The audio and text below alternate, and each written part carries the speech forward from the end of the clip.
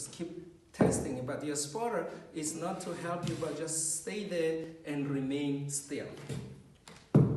Test it, and once you got it to stand, your spotter is still holding you until you feel comfortable. Even that, he's not going to let both arms go together at once. He will let one arm, you will hold one, you're still kind of finding yourself until you get to this position. This is where the fun is.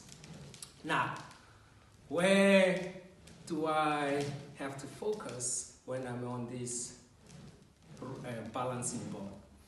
Everything is about the balance. If I lose my balance, I fall.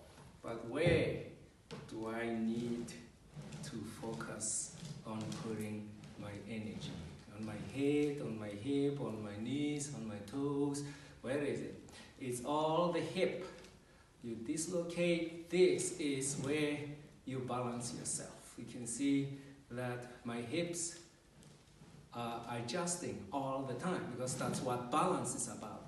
Balance is all about adjusting all the time. It never will stay stable. Even how hard I can try, it can never stay stable. I'll try a little bit, but it's hard. Now, that's why we have a thing called balance. Balance is life. And we are learning how to live life through balance. Here we go. Now, how do we get off?